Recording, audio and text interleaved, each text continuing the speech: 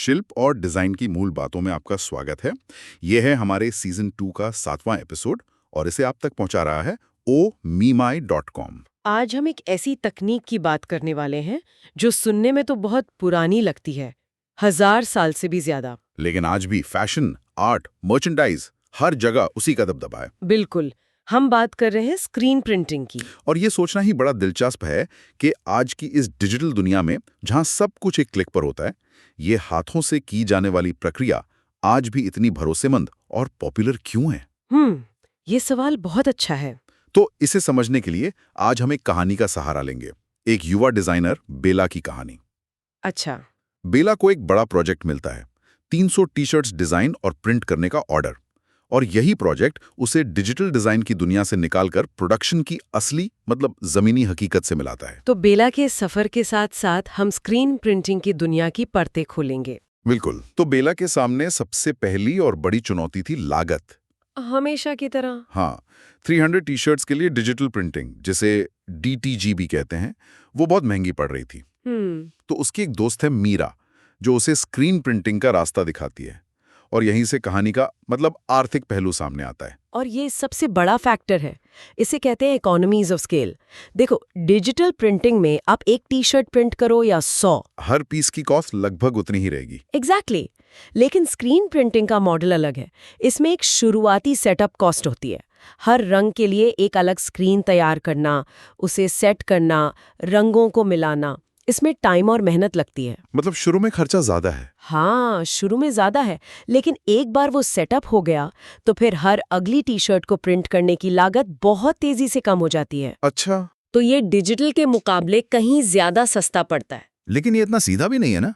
मान लीजिए डिजाइन में 6 अलग अलग रंग हैं, तो इसका मतलब 6 अलग स्क्रीन, 6 बार सेटअप, तब तो शुरुआती लागत बहुत ज्यादा हो जाएगी। बिल्कुल सही पकड़ा।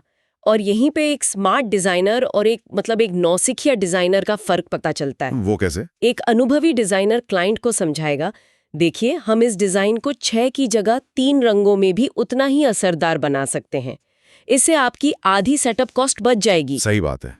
कभी कभी कम रंगों वाला ज्यादा बोल्ड डिजाइन स्क्रीन प्रिंटिंग के लिए बेहतर भी लगता है। न सिर्फ बेहतर होता है, बल्कि किफायती भी। तो बेला अपनी दोस्त की सलाह पर सिया से मिलने जाती है, जो एक स्क्रीन प्रिंटिंग स्टूडियो चलाती हैं।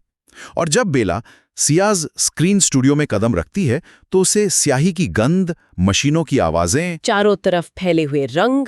हाँ, ये एक डिजाइनर के साफ सुथरे डिजिटल वर्कस्पेस से बहुत अलग दुनिया थी। ये एक कारीगर की दुनिया है। और यहीं पर पैसे के अलावा दूसरी सबसे बड़ी वजह सामने आती है कि स्क्रीन प्रिंटिंग इतनी खास क्यों है, क्वालिटी और फील। हाँ, डिजिटल प्रिंट में स्याही कपड़े की सतह के ऊपर एक परत बनाती है, लेकिन स्क्रीन प्रिंटिंग में स्याही कपड़े के रेशों के अंदर तक जाती है। उसे छूने का एहसास ही अलग होता है। अच्छा। इंडस्ट्री में इसे सॉफ्ट हैंड फील कहते हैं। तो सिया ने बेला को अलग अलग तकनीकों के सैंपल दिखाए होंगे, जैसे block printing, heat transfer, digital printing. इन सब में बुनियादी फर्क क्या है, खासकर जब मजबूती की बात आती है? देखो, ब्लॉक प्रिंटिंग तो एक पारंपरिक हस्तकला है, बहुत सुंदर है, पर धीमी है और बड़े पैमाने पर एक जैसी क्वालिटी देना मुश्किल है। और हीट ट्रांसफर? वो तो काफी कॉमन है ना। हीट ट्रांसफर, जैसा इसका नाम है, वो एक तरह का स्टिकर है जिससे गर्मी से कपड़े पर चिपका दिया जाता है। अच्छा, बस एक स्टिकर। हाँ, ये सस्ता है, तेज है, लेकिन कुछ धुलाई के बाद ही उखड़ने लगता है या टूटने लगता है। और डिजिटल प्रिंटिंग? डिजिटल प्रिंटिंग बेहतर है, लेकिन क्योंकि स्याही सतह पर होती है, वो भी समय के साथ फीकी पड़ सकती है या उसमें क्रैक्स आ सकते हैं। तो स्क्रीन प्रिंटिंग में ऐसा नहीं होता? स्क्रीन प्रिंटिंग में स्याही कपड़े का हिस्सा बन जाती है। जब उसे सही तापमान पर क्योर किया जाता है, मतलब एक तरह से पकाया जाता है, तो वो कपड़े के रेशों से हमेशा के लिए जुड़ जाती है। तो मतलब वो सालों साल चलेगी? एक अच्छी तरह से स्क्रीन प्रिंट की हुई टी-शर्ट की उम्र जितनी होती है। दर्जनों बार धोने के बाद भी वो वैसी ही रहती है। चलिए अब उस प्रक्रिया पर आते हैं जिसे देखकर बेला हैरान रह गई थी। सियालो से समझाया कि कैसे एक जालीदार फ्रेम पर एक लाइट सेंसिटिव केमिकल, जिसे इमल्शन कहते हैं, हाँ, उसे लगाकर डिजाइन का एक स्टेंसिल बनाया जाता है। ये तो सुनने में किसी जादू जैसा लगता है। में 3 रंग हैं, मान लो लाल, पीला और नीला। तो डिजाइनर को अपनी डिजिटल फाइल में इन तीनों रंगों को अलग अलग लेयर्स पर रखना होता है। अच्छा, ताकि प्रिंटर को पता चले कि कौन सा रंग कहाँ प्रिंट करना है। बिल्कुल। प्रिंटर इन्हीं लेयर्स का इस्तेमाल करके 3 अलग-अलग स्क्रीन बनाता है। अगर ये सही से ना हो तो प्रिंटिंग में रंग एक दूसरे पर चढ़ जाएंगे। और ये सब वेक्टर फाइलों में करना बेस्ट होता है ना? हमेशा। वेक्टर फाइलें जैसे एडोबी इलिस्ट्रेटर में बनती हैं, वो लाइनों और कर्व्स पर आधारित होती हैं। उन्हें कितना भी बड़ा या छोटा करो, उनकी क्वालिटी खराब नहीं होती। जबकि जेपीजी जैसी इमेज फाइलें वो पिक्सेल्स से बनी होती हैं। उन्हें बड़ा करने पर वो धुंधली हो जाती हैं, फट जाती हैं। स्क्रीन प्रिंटिंग में साफ लाइनों के लिए वेक्टर ही चाहिए। ठीक है, ये तो हुई पहली बात। और दूसरी जरूरी चीज? दूसरी है मेश काउंट। Mesh count? हाँ, मतलब स्क्रीन की जाली कितनी बारीक है या मोटी। अगर डिजाइन में बहुत बारीक डिटेल है तो हाई मेश काउंट वाली स्क्रीन चाहिए होगी, ताकि स्याही ज्यादा ना फैले। और अगर कोई बोल्ड डिजाइन है तो लो मेश काउंट वाली स्क्रीन।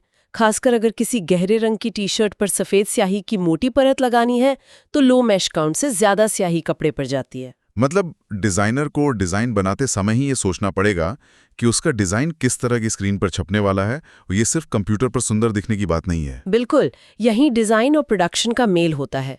एक महान डिजाइनर अपने प्रिंटर से पूछता है, इस डिजाइन के लिए तुम कौन सा मेश काउंट इस्तेमाल करने वाली हो? क्या ये टेक्स्ट पढ़ने लायक आएगा? ये सहयोग ही बेहतरीन नतीजा देता है। ये बातचीत वाकई में डिजाइन और प्रोडक्शन के बीच की खाई को पाट रही है। बेला की इस पूरी कहानी को और भी गहराई से समझने के लिए omimai.com पर जाकर इसे आराम से पढ़ा जा सकता है। और अगर डिजाइन और क्राफ्ट से जुड़ी ऐसी ही गहरी चर्चाओं का हिस्सा बनना है, नए टूल्स और वर्कशॉप्स के बारे में जानना है, तो इस प्रस्तुति के पोस्टर पर जो QR कोड है उसे स्कैन करके हमारी WhatsApp community Devi the curious से जरूर जुड़ें। तो वापस आते हैं बेला के डिजाइन पर। उसका डिजाइन कॉलेज फेस्ट के लिए था, एक रंग का, बोल्ड ग्राफिक्स और साफ लाइनों वाला। सिया ने उसे देखते ही कहा कि ये स्क्रीन प्रिंटिंग के लिए एकदम परफेक्ट है। ऐसा क्यों? क्योंकि स्क्रीन प्रिंटिंग की असली ताकत सॉलिड रंगों और ग्राफिक शेप्स में दिखती है। वो हर रंग को बहुत वाइब्रेंट और साफ सुथरा छापती है। लेकिन अगर बेला कोई फोटोग्राफिक इमेज ले आती या ऐसा डिजाइन जिसमें रंग हल्के से गहरे हो रहे हों, ग्रेडियंट्स? हाँ, ग्रेडियंट्स, तब क्या होता? क्या वो स्क्रीन प्रिंट नहीं हो सकता था? मेरा भी यही सवाल है। हो सकता था, लेकिन एक अलग तकनीक से, जिसे हाफ टोन प्रिंटिंग कहते हैं। इसमें तस्वीर को हजारों छोटे छोटे डॉट्स में बदल दिया जाता है, जैसे अखबारों में तस्वीरें छपती हैं। बिल्कुल। दूर से देखने पर ये डॉट्स मिलकर एक पूरी इमेज का भ्रम पैदा करते हैं। ये मुमकिन है, लेकिन बहुत मुश्किल है, और इसके लिए बहुत ज्यादा स्किल चाहिए। एक डिजाइनर के तौर पर यह समझना होगा कि अगर डिजाइन में ग्रेडियंट्स हैं तो उसका नतीजा वैसा नहीं आएगा जैसा कंप्यूटर स्क्रीन पर दिख रहा है। तो एक डिजाइनर सबसे बड़ी गलती क्या कर सकता है इस प्रोसेस में? माध्यम की सीमाओं को नजरअंदाज करना, जैसे बहुत ज्यादा बारीक टेक्स्ट या लाइनें बना देना जो स्याही फैलने की वजह से भर जाएंगी, या गलत रंगों का कॉम्बिनेशन चुनना। हाँ, जैसे नीली टी शर्ट पर गहरा नीला रंग छापना, वो दिखेगा ही नहीं। या फिर अपने प्रिंटर को एक लो रेजोल्यूशन वाली जेपीजी फाइल भेज देना और उम्मीद करना कि नतीजा शानदार होगा। अच्छा, सिया ने बेला को अलग अलग तरह की स्याही के बारे में भी बताया होगा, पानी आधारित, प्लास्टिसोल, डिस्चार्ज। ये सिर्फ अलग अलग केमिकल नहीं है, ये तो अपने आप में अलग अलग क्रिएटिव टूल हैं, है ना? अरे ये इस काम का सबसे मजेदार हिस्सा है। पानी आधारित यानी वाटर बेस्ड स्याही कपड़े में समा जाती है और बहुत नरम एहसास देती है, जैसे विंटेज टी शर्ट्स में होता है। और प्लास्टिसोल, वो ज्यादा कॉमन है शायद। प्लास्टिसोल एक तरह की लिक्विड प्लास्टिक है। वो कपड़े के ऊपर बैठती है और बहुत चमकीले वाइब्रेंट रंग देती है। स्पोर्ट्स जर्सी या गहरे रंग के कपड़ों के लिए ये बेहतरीन है। और ये डिस्चार्ज इंक, इसका नाम ही बड़ा अलग है। डिस्चार्ज इंक एक तरह से जादू है। वो गहरे रंग के कॉटन कपड़े पर मौजूद डाई को ब्लीच कर देती है, मतलब उसका रंग हटा देती है और फिर उसकी जगह अपना रंग भरती है। हाँ, इसका नतीजा ये होता है कि प्रिंट में कपड़े का ही रंग बदल जाता है, ऊपर कोई परत नहीं होती। ये एकदम सुपर सॉफ्ट होती है और विंटेज लुक के लिए परफेक्ट है। कमाल है। और इनके अलावा भी तो स्पेशल इफेक्ट वाली स्याही होती हैं। हाँ, संभावनाएं अनंत हैं। पफ इंक है जो गर्मी से फूलकर 3D इफेक्ट देती है। फॉइल है जिससे मेटालिक चमक आती है। Glitter ink, glow in the dark ink. मतलब बहुत कुछ किया जा सकता है। एक अच्छा प्रिंटर इन सभी टूल्स का इस्तेमाल करके आपके डिजाइन को एक अलग ही लेवल पर ले जा सकता है। लेकिन हाँ, हर स्पेशल इंक के अपने नियम और अपनी लागत होती है। तो 3 हफ्ते बाद बेला ने 300 स्टूडेंट्स को अपनी डिजाइन की हुई टी-शर्ट पहने देखा। प्रिंट की क्वालिटी, रंग, फिनिश सब शानदार था। वो एक बड़ा पल रहा होगा उसके लिए। हाँ, और उस पल उसे एहसास हुआ कि वो अब सिर्फ एक ग्राफिक डिजाइनर नहीं है, वो एक ऐसी डिजाइनर है जिसे प्रोडक्ट बनाना आता है। और यही सबसे बड़ा बदलाव है। जब एक डिजाइनर बनाने की प्रक्रिया को समझ लेता है तो वो बेहतर डिजाइन बना पाता है। वो सिर्फ ये नहीं सोचता कि ये स्क्रीन पर कैसा दिखेगा। हाँ, वो ये सोचता है कि ये कपड़े पर कैसा महसूस होगा, धुलने के बाद कैसा रहेगा, और सबसे जरूरी, क्लाइंट के बजट में कैसे बनेगा।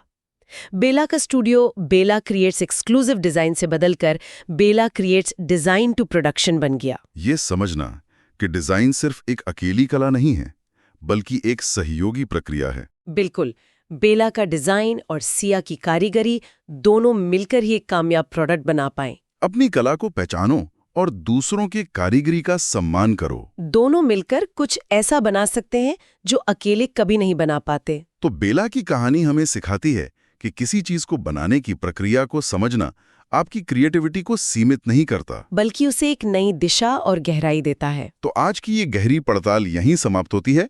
अगर देवी द क्यूरियस व्हाट्सएप कम्युनिटी का हिस्सा बनना है तो पोस्टर पर दिए गए QR कोड को स्कैन करना ना भूलें। और हाँ, कमेंट बॉक्स में ये भी बता सकते हैं कि अगली बार किस विषय पर बात की जाए। शिल्प और डिजाइन की मूल बातें में हमारे साथ जुड़ने के लिए धन्यवाद। हम जल्द ही और भी मजेदार कंटेंट के साथ वापस आएंगे, इसलिए हमें फॉलो करें और जुड़े रहें। यह पेशकश थी omymy.com की। जाने से पहले एक विचार छोड़ जाती हूँ। आज हमने डिजाइन से प्रोडक्शन के सफर को देखा।